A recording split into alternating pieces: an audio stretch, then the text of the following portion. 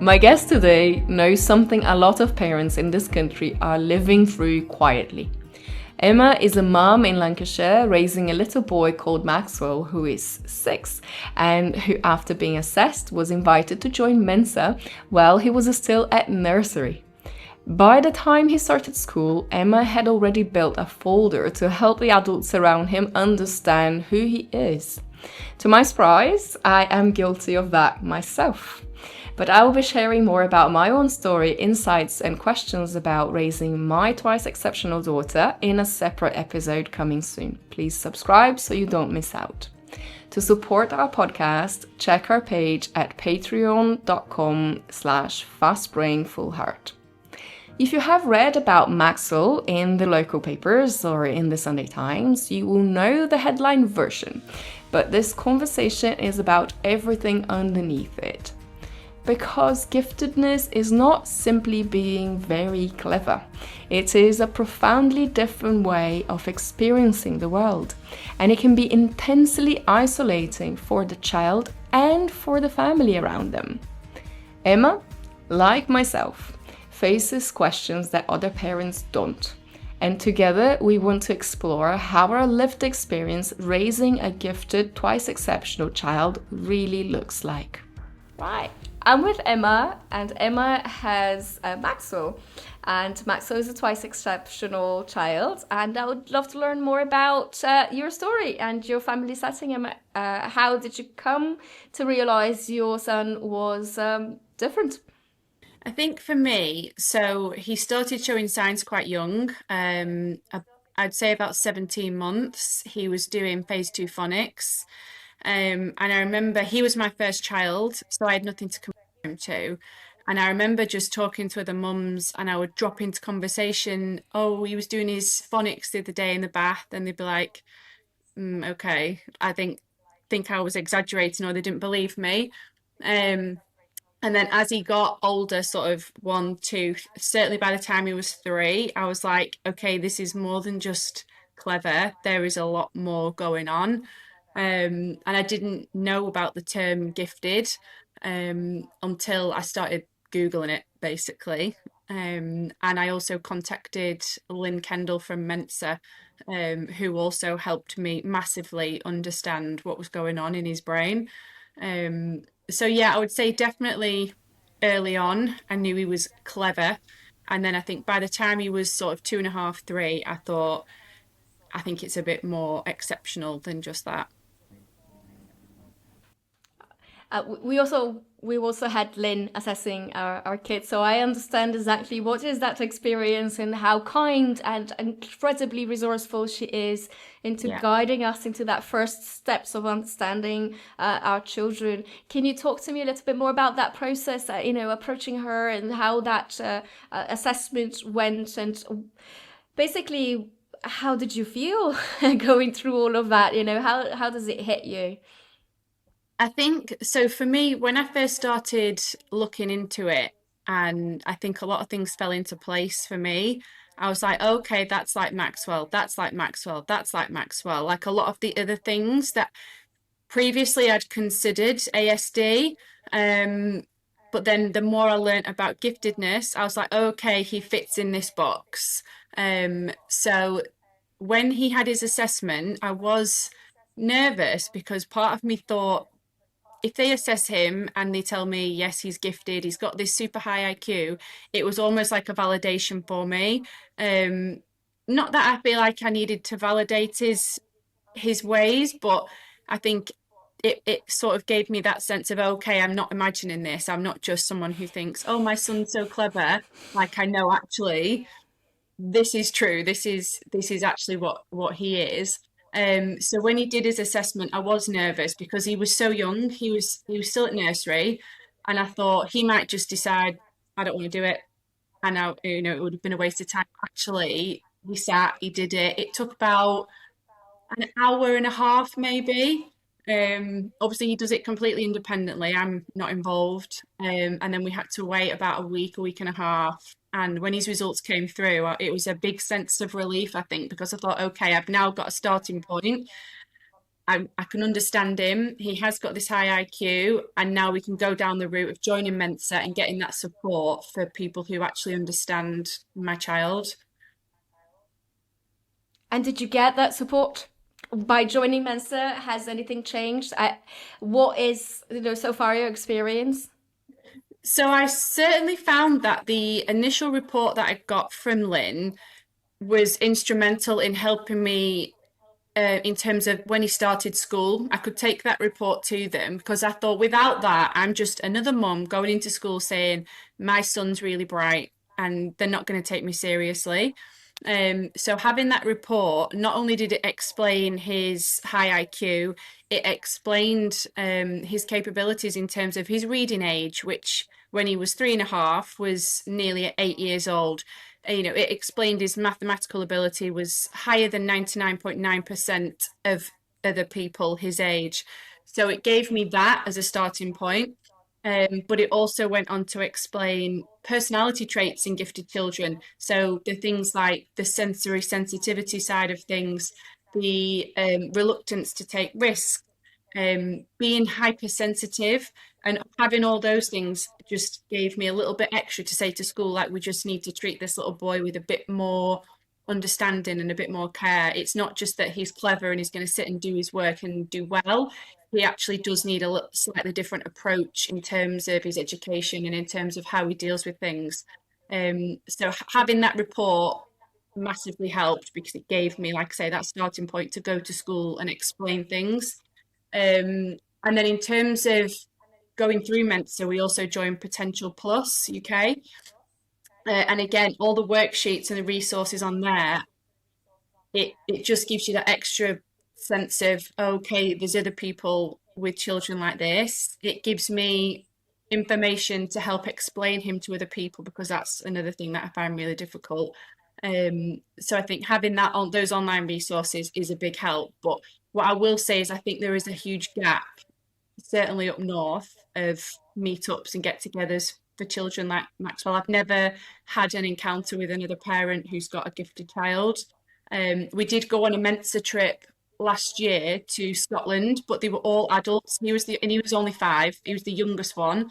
So it's a shame that we haven't got those connections. Finding their own peers and being able to have that understanding of, this is the normal for this group would be a dream in a way. Yes. And we don't have in the UK a gifted provision or a gifted program or something for schools to use as a guide on how to better understand and work with children like Maxwell. And so, as you say, you don't want to look or come across as a pushy parent or just another mom Yeah. that comes, with a flag of my kids is special. Yeah.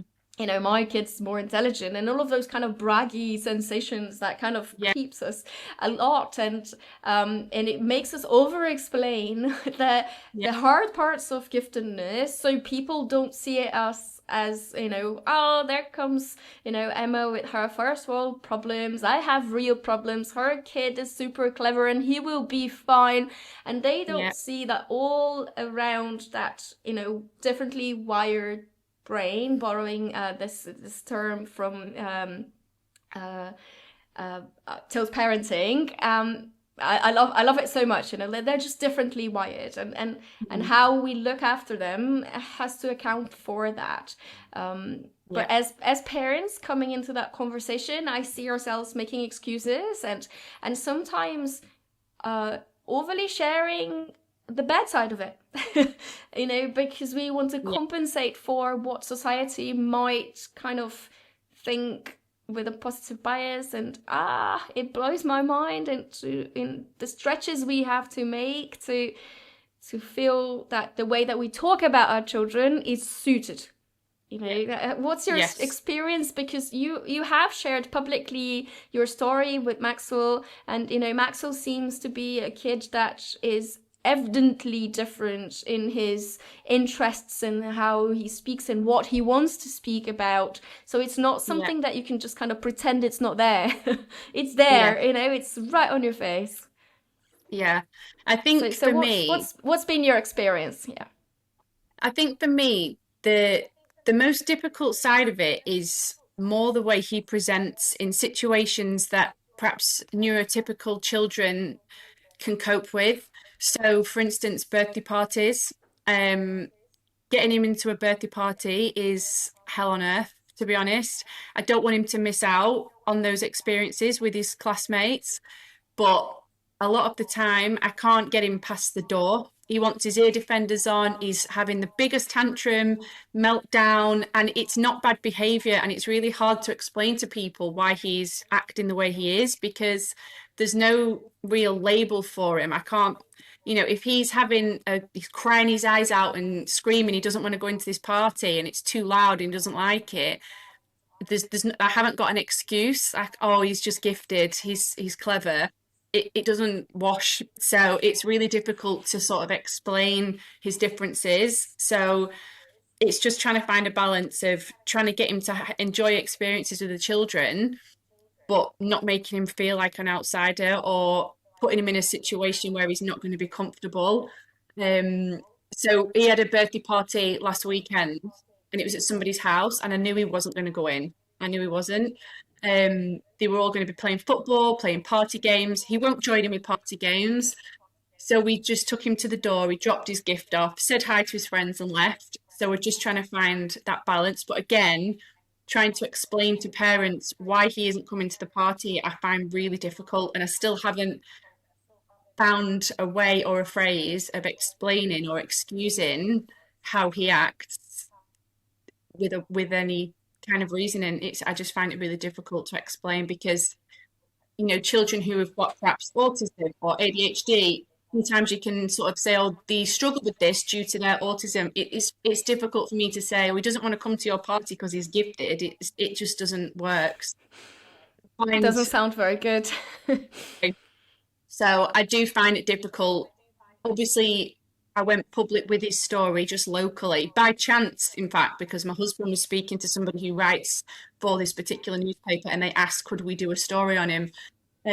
So a lot of parents and classmates are aware of him now, but even so, they don't necessarily understand the depths to it. So I think a lot of people, to be honest, do assume he has autism.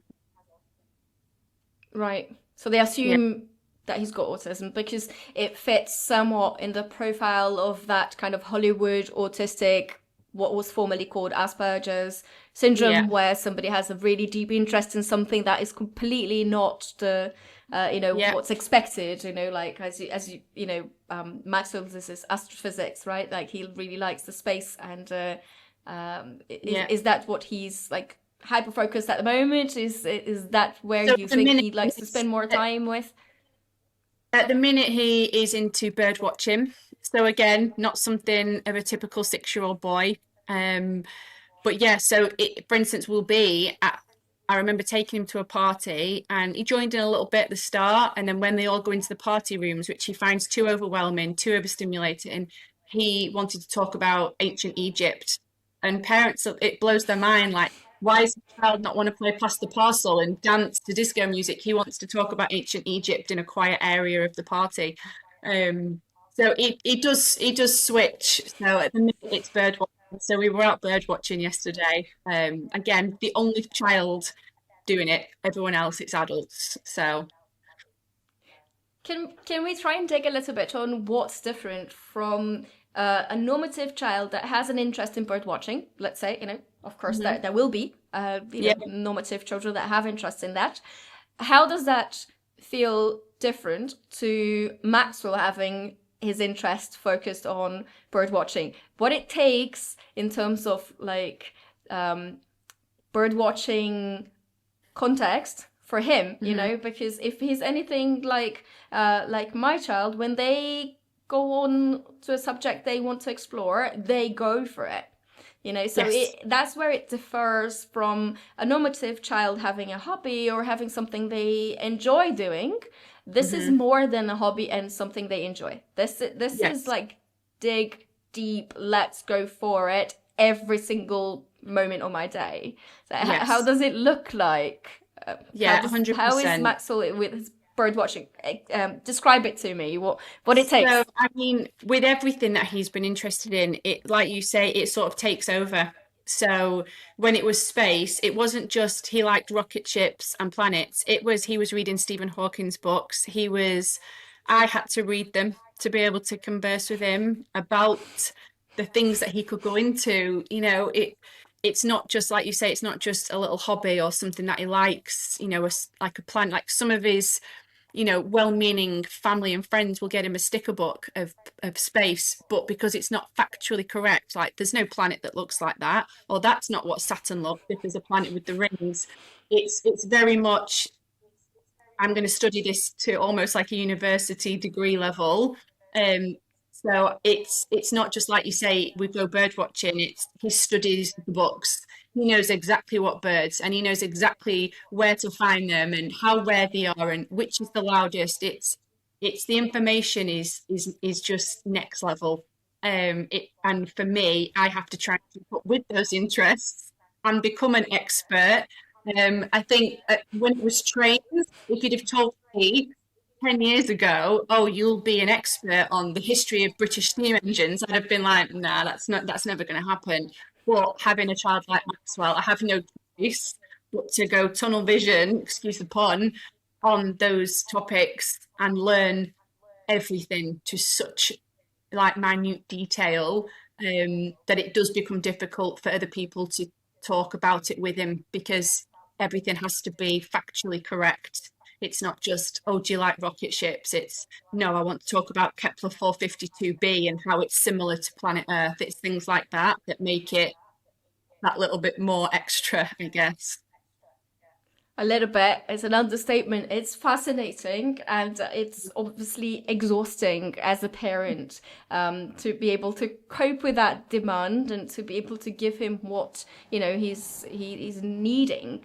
And in Yeah. terms of balancing the social aspects of it that are so important for him to grow up as an independent person, Mhm. as someone that will have some autonomy in his life, where are your worries at the moment with him, and how do you balance those things? You said you go to the birthday party, you hand over the present, and then you leave if you think that he's not going to cope with it, which is respecting his boundaries, respecting Yeah. what he can do at that moment. I find that a really beautiful part of what you're sharing. It's you're looking at your son and adapting everything to what he needs at the moment. How is that Yeah. growing as he grows, and how is that touching you as a parent?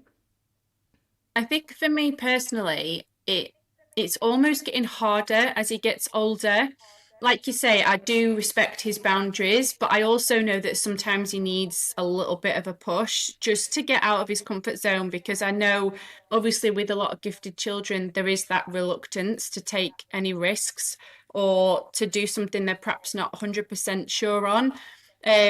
So I do have to try and find that balance. But I think for me, when he was 2, if he had a meltdown over something that might seem minor to other people, but I know it's going to affect him in a big way, you can kind of get away with it. It's not as obvious because he's 2 or he's 3, and that's what a lot of 2 and 3-year-olds do. They have meltdowns, they have tantrums. Now he's getting older. He's 6 now, so if something happens or he's uncomfortable with something and he has these big reactions because you'll know what it's like it's either the best thing in the world or it's like the end of the world. So having these big emotions now he's older, I worry that he is starting to stick out a little bit more in certain situations. So I do worry as he goes through school if he's going to be getting upset over things that other children are like, oh, you're being a baby. I do worry about that. I do worry about him, that gap just getting bigger. Um, so yeah, I do worry about that because I know there are things at school where, so for instance, playing with other children, he will start with a game that he's created and he will spend 10-15 minutes explaining the rules. And these rules are so complex and so specific that the children don't want to play, or they don't want to join in, or they get fed up, or they play their own version of Maxwell's game, which he doesn't like. So then he'll go off and play by himself, or he'll go and try and speak to the teacher and talk to them about something. So I do worry about things like that. So I do have to sort of say to him, look, I understand you want me to do these specific rules and there's instructions, but sometimes we've got to try and be a bit more flexible.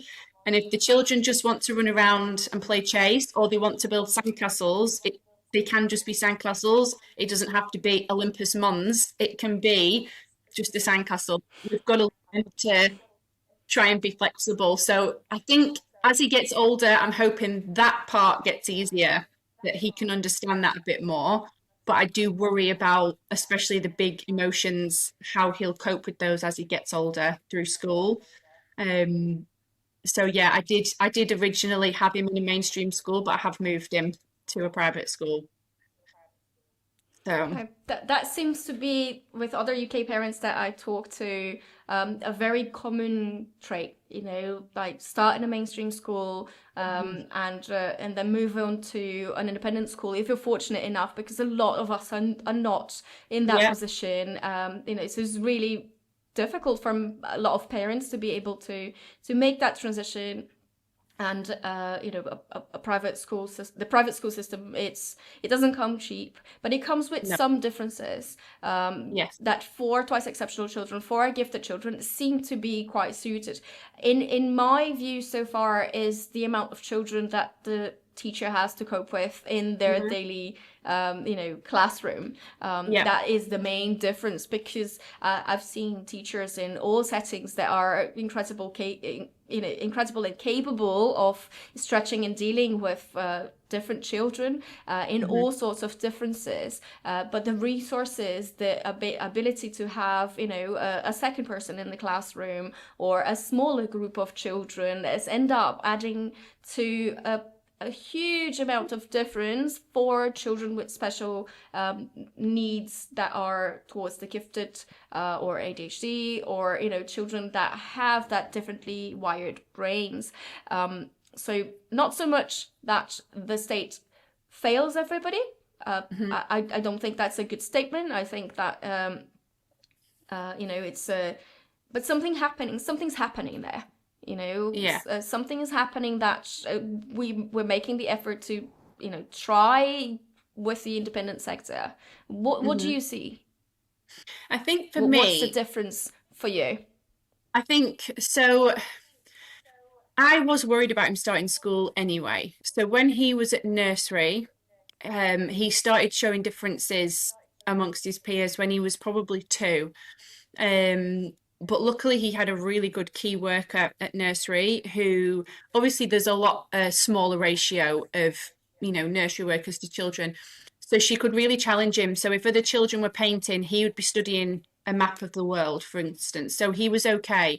When he moved to preschool, that's when the problems started getting worse. He was very, very upset going in, very distressed going in. He only went 2 days a week, and I did it purely for that social side, to try and get him to mingle more with peers. But obviously, at 3 years old, when you're doing the periodic table and you're studying Stephen Hawking's books, you haven't got a lot in common with children who are still doing things that are typical of their age. There's absolutely nothing wrong with children who are doing the colours or the letters. That's normal, and that's what they're going to teach at preschool because that is the curriculum.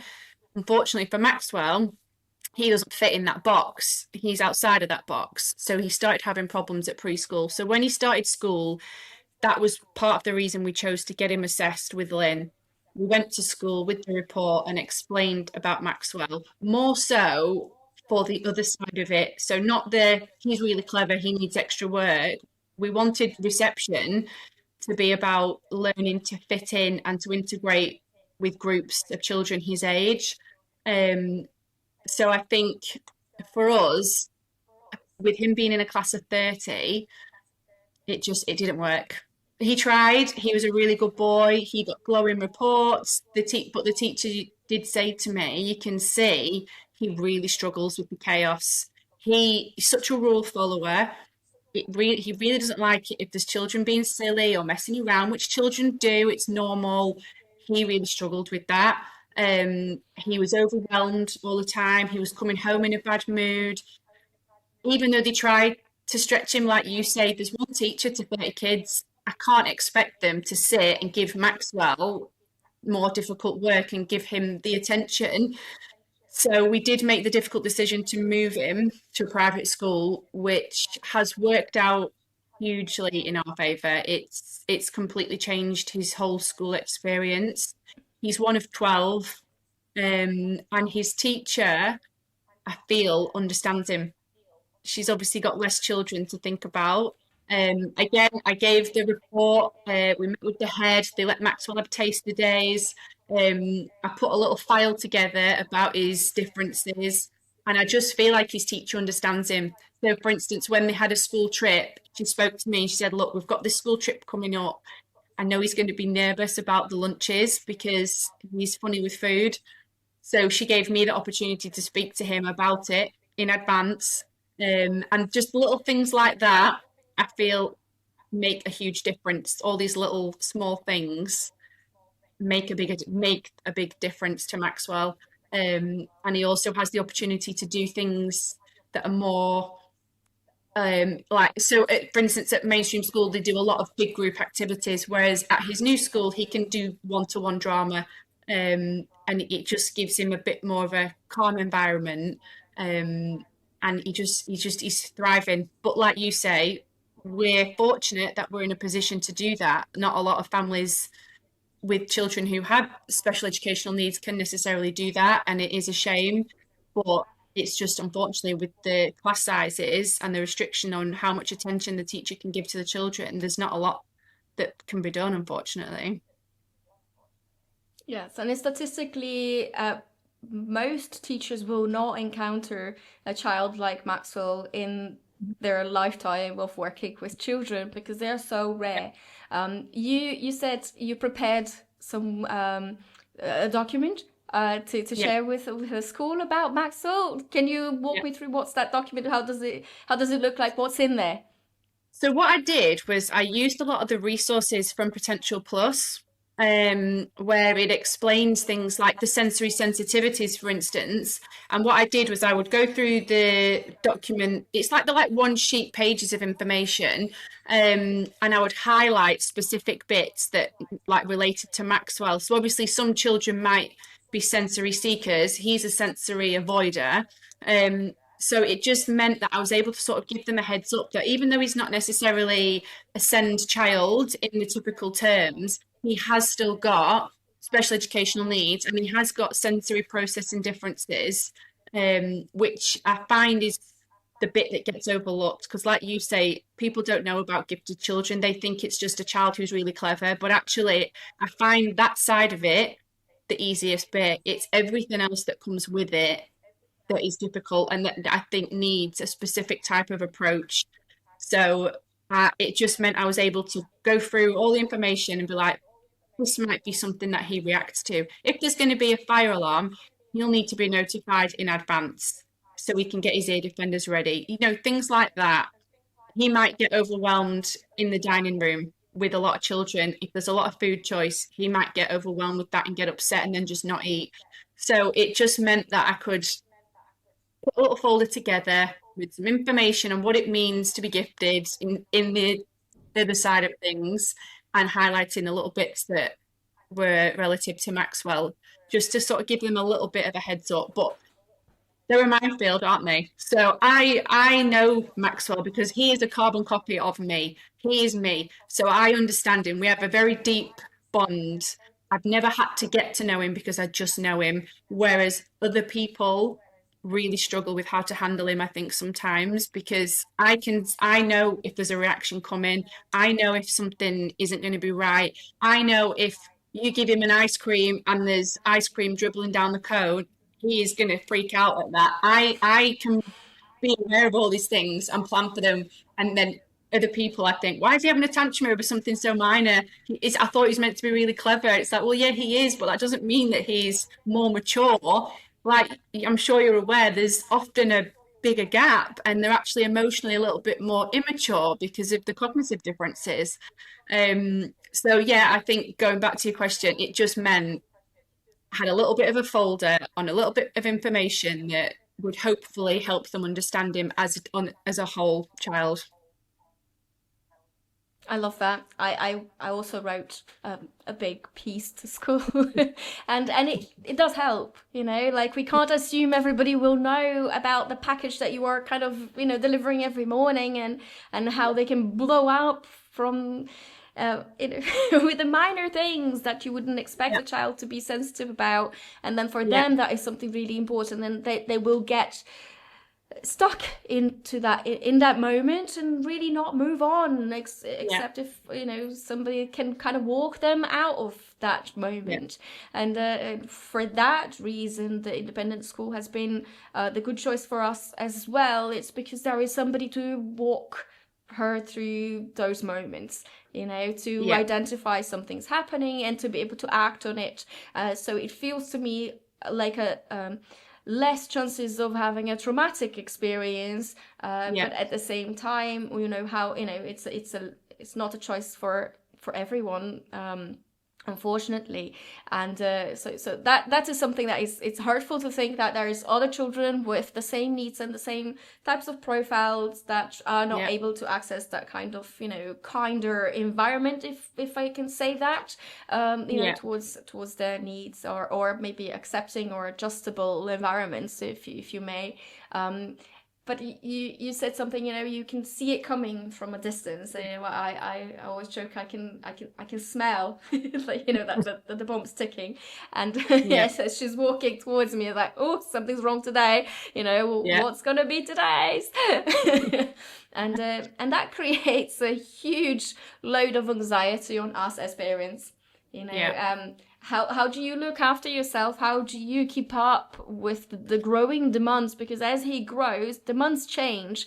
It goes from a very physical thing, as they're very little and they're very, that those tantrums can be very physical. It can be lots of difficulties for sleeping. We had for years a child that wouldn't sleep for longer than 3 hours at time, mm, so it was waking up every 3 hours to get her back to sleep. I was dead. I can't put it in the way. I was dead. It was really tough. But now, as she grows, those demands are different, and mhm. so is the impact on us as parents. So how is that trajectory being for you during his first 6 years, and how do you look after yourself and that anxiety that is, to raise a child so completely out of the box? Mm. I think for me, I don't really do anything specific to look after myself. I think like because I understand him, I don't really need to put measures in place for me and him personally. So, we can go out for the day and I'll just know how to manage his emotions. I know the things to do, things not to do, things to say, not to say. He can struggle to take a joke. So if a family member wants to have a joke with him, um, I'm like, no, don't say that. Like, I just know. So I don't feel like I need to do anything specific to look after me. But what I will say has been instrumental in helping Maxwell is his sister. Um, so I think she's only three. Well, she's 3.5, but she really brings out the 6-year-old boy in him. So when it was just him, or when she was a baby, a lot of the pressure was on me to keep him occupied, to keep him entertained, to sit and learn about volcanoes, or to sit and read books, or to organize all these trains. So there was a lot more on me to keep him engaged. Whereas I think having his younger sister has brought out a more playful side to him. So he displays a lot more what I would say is typical 6-year-old boy behavior when he plays with his sister. So they'll play in the garden together, run around being silly, calling each other a poo poo head, things like that. So I think definitely having his sister has really, really helped him. I think it's helped his confidence. I think it brings out a more playful side to him. And I think it almost helps him be more of a typical child, if that makes sense. I think had he not had his younger sister, we might still just be going to libraries and museums and doing maybe more mature activities. I think having her has helped him engage in the children and childlike behaviors. So that, I guess, in a way has helped me because I have a little bit more time to do things, and his sister and him can play together. Does that make sense?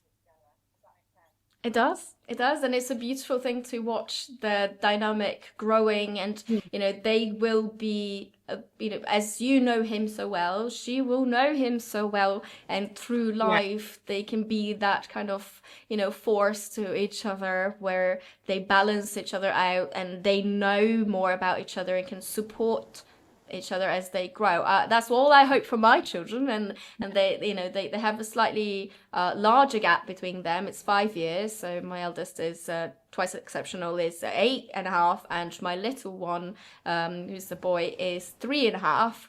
So we both have 3.5s yeah, at home, and we know how unpredictable that can be, and yeah, that brings the fun as well. It yeah, brings a lot of learning. It brings a lot of conflict of not understanding or coping with each other's reactions or what they want or don't want to do or how they demand our attention as parents in a different yeah. way, but overall that love between themselves and how how they look after each other, it's Hmm. been one of the most beautiful things to watch. So that social aspect of Maxwell, of caring for somebody else, of that empathy that they have, that is so big that sometimes kind of overflows Yeah, in gifted children, that they can practice with that little kid that is kind of their own. yeah, Um it's a beautiful relationship that I see unfolding, and I'm really happy that you said it affects you as a mom as well, to kind of relax and just let him be, yeah. I think he's let them play and definitely, say, yeah, he's definitely learned to be more tolerant, I think, because I see things like she'll wind him up. Of course she will. She's 3.5. I think he's definitely learned to be more tolerant because I know that there's things that she might do to him. If perhaps somebody else did that or another child did that, he'd be a lot less tolerant. So I think it also helps him learn to just put up with a little bit more, which I'm hoping will then, go into everyday life eventually. So yeah, I think definitely helps. oh, I love that because it feels very much close to home how I Yeah, watch them, and nothing gives me more pleasure than just watching how they interact and how they adjust to each other, yeah, and how my little one sometimes is the first one to notice that she is at a turning point, that she's yeah, needing extra help. He yeah, will be the one walking up to me and saying, "Mummy, mummy." She needs a yeah, hug.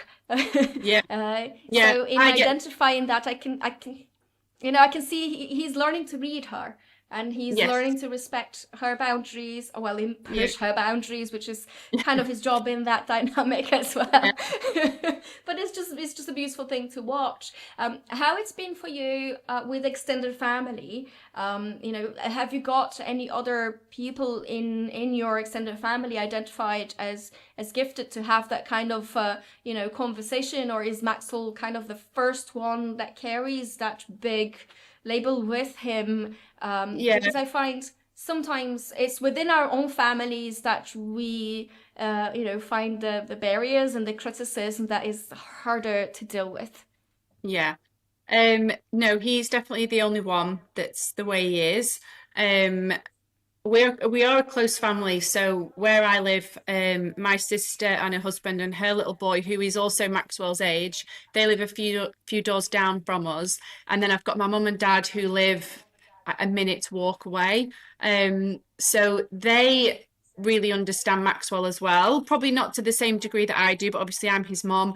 Um, but to them they're used to him, so they'll know if he gets really excited and he's hyperactive and he's running around with his cousins, I know there's a crash coming, and they have now learnt that there is a crash that's coming. So at some point, perhaps if it's time to go home, or if something he doesn't like happens in the middle of the game, there's going to be a crash and there's going to be sobbing. There's going to be a lot of crying. But he is the only one. And I think for me, I just see myself. So it's not really been a learning curve for me because I feel like I'm parenting me as a child. Whereas I think certainly for like my husband, for instance, he'd never met a child like Maxwell. So every day is a bit of a learning curve for him. But I think for me personally, sometimes I feel like it's just me and Maxwell against the world because until I spoke to you, I've never met another parent going through the same thing or having a child that's like Maxwell. Um, so it would be nice to have a bit more of a community of those kind of parents. Um, but I think for me, the only people I can really speak to about it is probably my immediate family because they know Maxwell as well. Um, but that's probably it really. At the end of the day, we want our children to grow up safe, ready for the future, and to have a positive schooling experience that shapes them for life.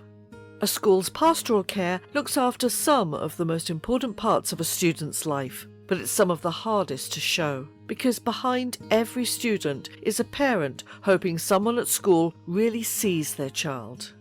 Through the Psychoeducation Studio, your students creatively explore the topics that matter and turn that thinking into a real piece of work, matching the school ethos and commitment to their well-being, something the whole school can be proud of. Learn more at julianalax.com. Feel a big hug then. We're here, we all exist. We are a very small part of the population, but we exist and we do have real struggles, and I get it that the label gifted comes with a positive bias, that it's really hard to kind of communicate to other people without sounding that you're bragging about your child, that Yes. that is something that you feel that there is a superiority in that package. And it's really, really hard, I think, especially in our culture in the UK, where people don't tend to share their achievements or share those big things in their lives. It's like, keep quiet, keep to yourself, and then you're left with like, okay, I can't really share what's going on because I'm gonna sound terrible because other people have it really worse than me, and putting those things on scales make it really unfair in a way, because the pressure, the anxiety, the adjustments, the nights with not sleeping because you're worrying and planning and preempting, and it's real. It's real for us as parents. So perhaps the name giftedness, it doesn't help us, but yet it is what's still being used and more commonly understood. But by people around us. But I totally get the sense of isolation. And how each twice exceptional child is different to each other because they have different combinations, and how those combinations can kind of come out and through their lives as well change. It makes a whole lot of a difference. It's like you're meeting a new child every couple of months, which turns into a very complex challenge for parenting. You can't just start a new activity or start something different, because you're gonna have to go deep into those things. And so we're all here, and the objective of this passion project that is this podcast is to be able to hear more. Where are we in the sense of like, where are the other parents of twice exceptional children in the UK, and what are we consuming in terms of information for guiding us? And I see myself turning a lot into American podcasts, which are super helpful, but they don't relate necessarily to our experience in the UK. I'm fortunate enough to come from another country, so I'm originally from Brazil, and I can consume content from Brazil as well. So it gives me some sort of balance of information and where to dig for answers. But mostly people in the UK are quite isolated in what information they get and where they get information from. So you mentioned Potential Plus, which is a great resource for us in the UK. Where else do you learn, or where else do you navigate to be able to understand Maxwell? I think a lot of it has come from Potential Plus, to be honest, because like you say, there's not a great deal out there. It's not very common, or it could be that there are children like Maxwell, but they just are perhaps being misdiagnosed. I mean, I don't like to say diagnosed because you can't really diagnose them with giftedness, but I think it could be that there are other children out there who are going unnoticed, perhaps, because I think there is a lack of information. I didn't know about what giftedness meant. I, growing up, always felt different in my head. I always felt like I was different. And I think, had I not delved deeper into Maxwell, could he have grown up just thinking he was different and never really understanding himself? So, like you say, you get to know the child, and I think you just have to kind of adapt based on your own instincts. So, I've learned about what it means to be gifted. I've read Lyn Kendall's book on the giftedness. Is it a blessing or a curse? I think it's called something like that. So all that kind of information gives you a really, that's the one. That's the book. Yeah. Read that. I made my mum read it. Yep. Yeah.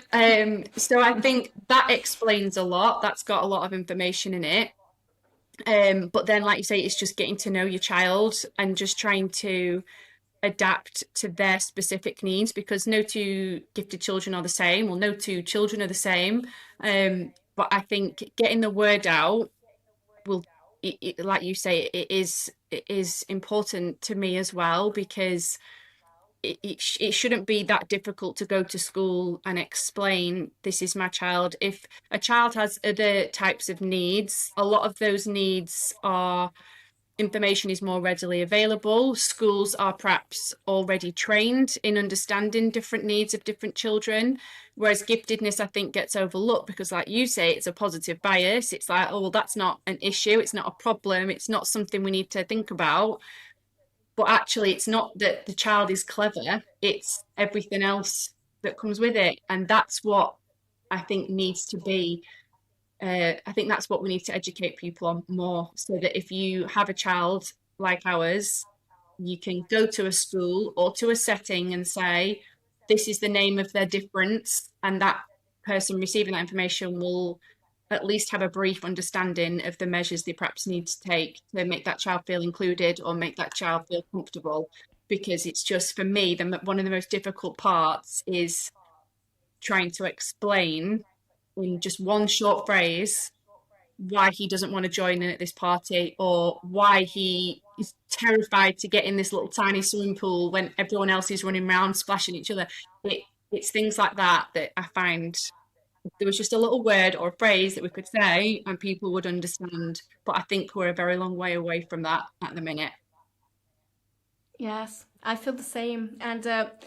And also the constant need for adjusting how we speak about our children, in fear of, the prejudice that we're going to receive, in the sense of, like, are we bragging about their intelligence, and are we saying they're better than the others? And it's none of that. If you meet and if you actually meet a child that is gifted or twice exceptional, and their parents, you see the whole load that we carry with us, trying to help them fit into the world that it was not meant for people that are so out of the normative curve, but at the same time trying to give them those experiences and questioning ourselves if we should be trying to fit them in that box in the first place, because that's not them. So there's so many questions that we face because of the children that we have. And then, as you said, the Maxwell serves as a mirror to yourself, and how you've been discovering more about yourself and reparenting yourself through it. Because of my daughter, I also came to a diagnosis that I didn't know I had. I just thought, I'm like that, Yeah. I'm not the same. I'm not the same, and I have some difficulties, and I would bang my head on the wall, like, why is it so difficult to do certain things? Yeah. Why am I, 40 odd something woman that cannot deal with this or that, and feeling that something was really wrong with me. And then when I started watching it on her, and I started to realize, oh, Yeah. you know, Yeah. You if taught me so that's a much about myself. I said, yes, like, you don't just teach me factual things, yes, you've taught me probably more than I learned at school about things like space and chemistry, but he's also like taught me an unbelievable amount about myself. And I feel like I am now, like you say, nearly 40, understand myself so much more than I ever have before, simply through being a parent to him. So I and always, that's an unbreakable bond. It's yeah, undeniable how that works, and also to understand where to stop, kind of, and that's a big catch, I think, is on reparenting ourselves and filling mhm, in the gaps that we now understand better and can be kinder to ourselves, yeah, and the narrative that we kind of created for our own selves, how to see the child for what they are, and not a reflection of us all the yeah, time. How to yeah, make sure that you're not trying to preempt every trauma that you had, in order to make them safe, yeah, because it's a different child in a different context with yeah, a different mother. yeah, So learning that boundary, I think it's yeah, also very difficult. yeah, We can blend with them really easily. mhm, yeah, So that's something to think about. That's something yeah. that No, I I think completely agree. that I would, yeah, I would spend a lot of time thinking, because yeah, I see myself doing things that it's just what I wish was done for me, Yes, and it's not necessarily what she needs. yeah, I know what you mean. Sometimes they do surprise you. They do. Yeah, but that's parenting. We'll do right and we'll Yeah. do wrong, and as I've heard someone joking, we'll be the ones paying for therapy later anyway.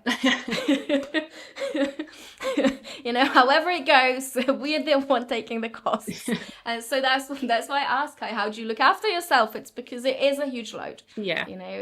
Where to sit down to debrief, and finding that community, finding other parents that go through similar situations. Mhm.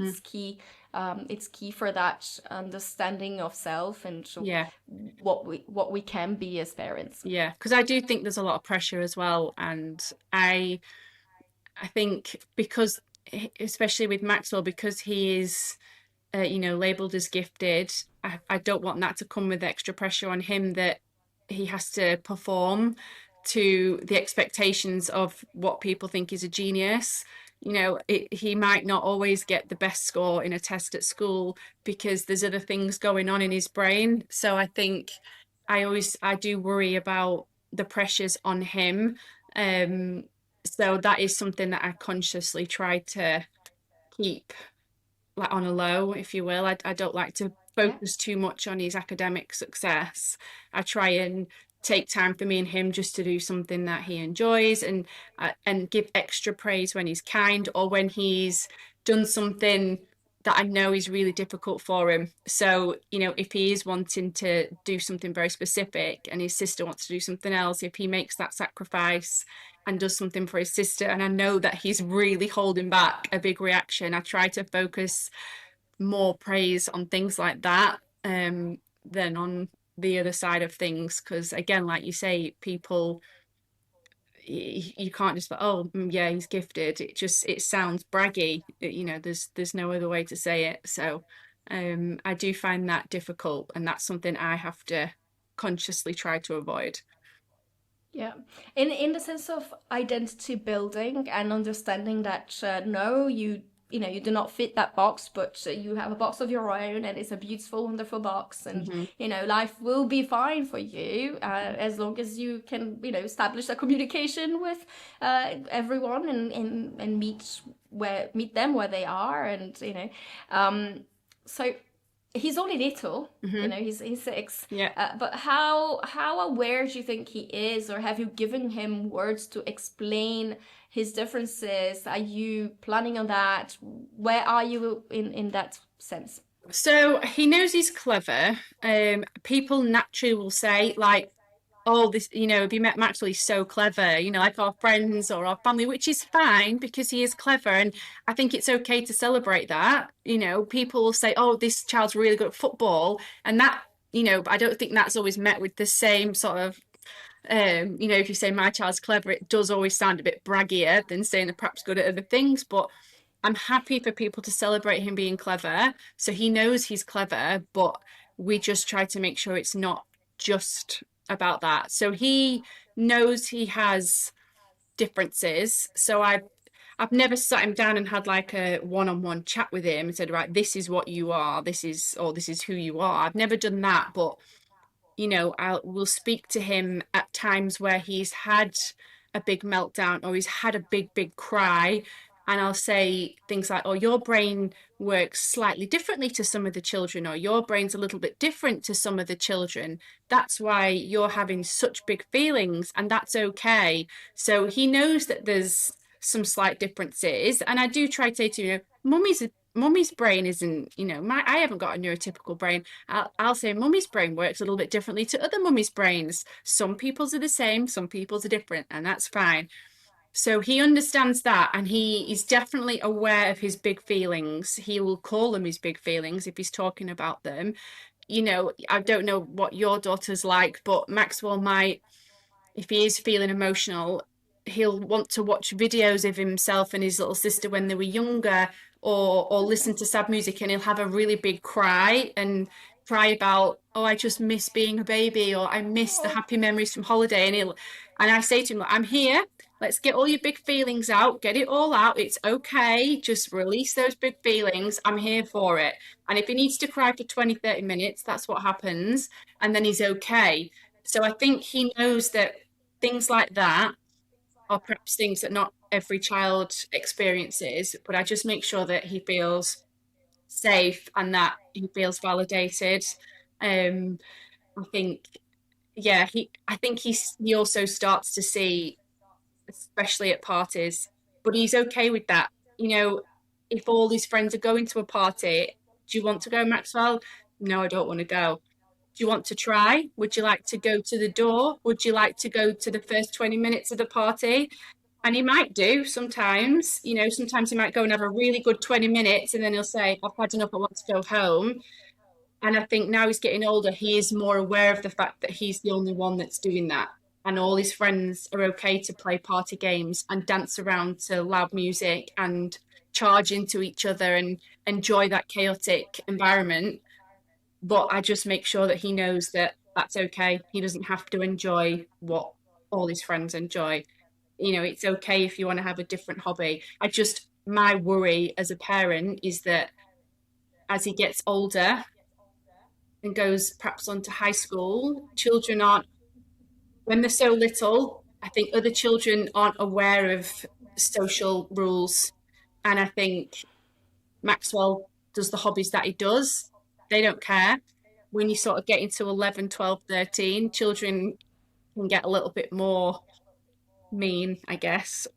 I don't, I'm not like generalizing all children, but, they get more aware of things and, they don't want to be made fun of. And I think that's why I just really want to hone in on the fact that he's okay. It's fine to be a little bit different. It's fine. I just worry about him being able to hold his own as he gets older, which at the minute he's not aware of. So that's something I'm going to have to worry about in the background and try and deal with it, which is why it would be so helpful to have other parents who've gone through that, who've got older children, so that you can kind of get some tips or some advice, or even just someone to understand, like, once they get older it gets harder, but I've been there, it's fine. So there are things that I do worry about, definitely, but I think at the minute he knows he's a little bit different, and that's okay.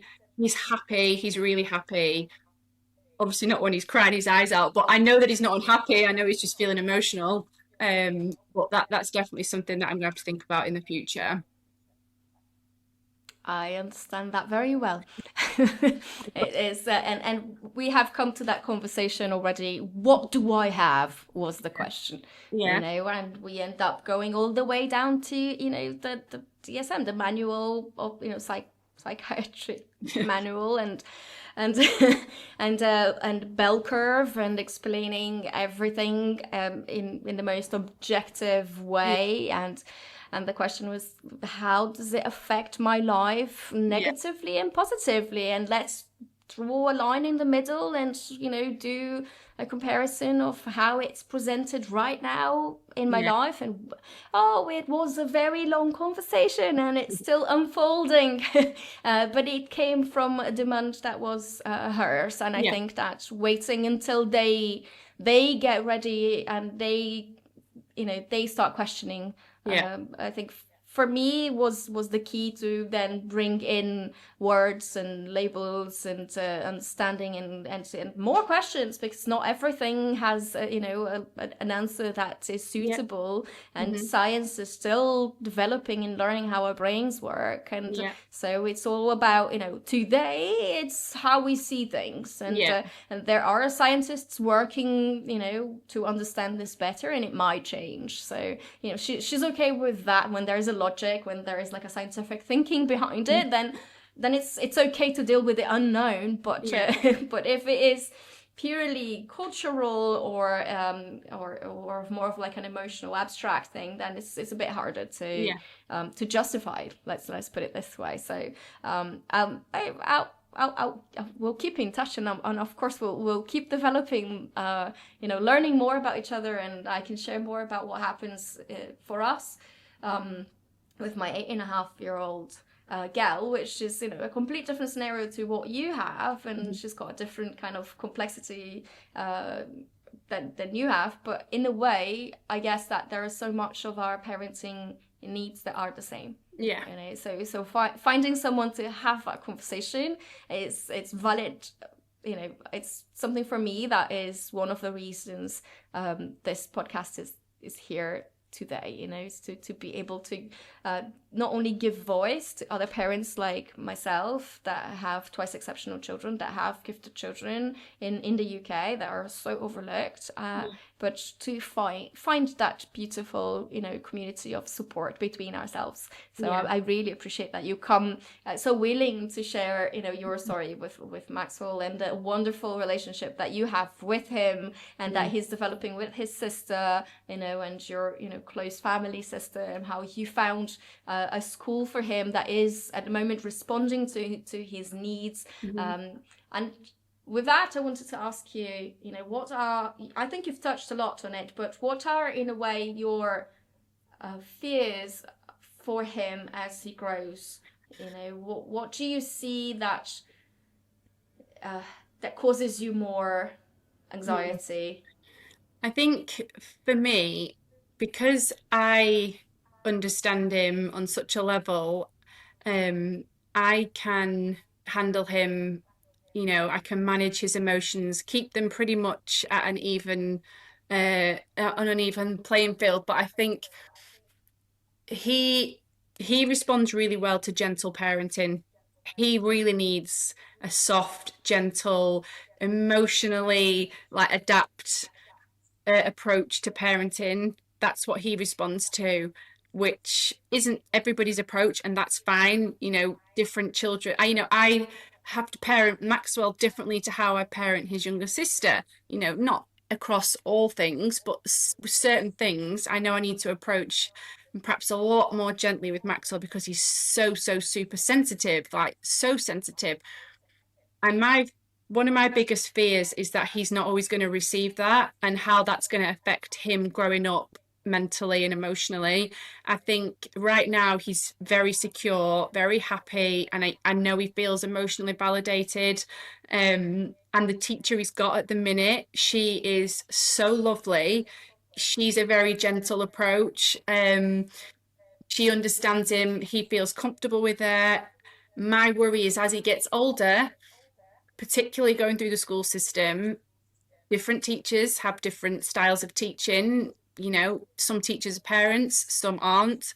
And my worry is just that if he clashes, I guess, with a certain type of teaching style, or he gets, you know, perhaps someone who's a bit more firm or less emotional, that he's not going to respond well to that, and he's going to start suffering from anxiety or not wanting to go to school, particularly in primary school, because they do sort of have one main teacher. He is fortunate that at his school now, he does have different teachers for some different subjects. He has an art teacher, a French teacher, a PE teacher. So he does have some different teachers. But I think my biggest worry is how he's going to cope with those figures of authority that perhaps one, don't understand him, or perhaps two, don't want to, because they're not going to take my concerns seriously because he hasn't got an EHCP or he hasn't got a specific SEND diagnosis. That, you know, are they just going to think he's just soft? Are they going to think, oh, she's, you know, yeah, he's clever and he's sensitive, that's all there is to it. So my biggest fear is that at the minute, and I haven't ruled out pulling him out of school to homeschool him. I don't want to do it, but if I have to do it for him, then I will. Because obviously, as a parent, you want your child just to have a normal childhood. You have this vision that they'll go to school, they'll do the lessons, they'll have friends, they'll go to parties, but it hasn't worked out like that, and that's fine. But yeah, I do worry that as he gets older, he's not going to be responded to perhaps in the way that he specifically needs. So if I have to take that role on, then I'm willing to do it. But in the same breath, I don't want him to grow up in such a bubble of me and him that he then can't cope when he goes into the big wide world when he gets older, because he's only ever had mummy who panders to his every emotional need. So I think that's a very winded way of saying it, but that is probably my biggest fear. Okay. So you're preparing for that decision if that decision comes to place, that because you can see this is a possibility for you, and I can see how that can be, you know, anxiety driven, and that you'll be already looking into what does homeschooling look like in the future, and I get that. I you know, it's something that I do contemplate as well. You know, is this the right way? Is that the right way? Are we doing the right thing? I think this is one thing that we share with every single parent of all types of children. You know, we will doubt ourselves, and we will try and do the best that we can for our children, regardless. You know, so this is what joins us all together, is that the intention behind everything that we do is always, you know, that's for, you know, the best for our children, or what we see is the best for our children at that moment. It's been a wonderful conversation. I'm so happy that you responded to my message and said, you know, I put out a message out there online and said, is there any other parents of twice exceptional children? I would love to, you know, exchange information, emotions, and see, you know, see this community kind of talking to each other and learning from each other. So thank you for responding to that message, for being so willing to share about Maxwell and yourself and your family. As a last thing before we say goodbye, I'm going to borrow an exercise from a person I really admire, and she talks about a future self. So if you could imagine yourself in the future, you know, many years from now, looking back to what's going on right now, and she could talk to you and give you like a message about this journey, what would your future self say to you right now?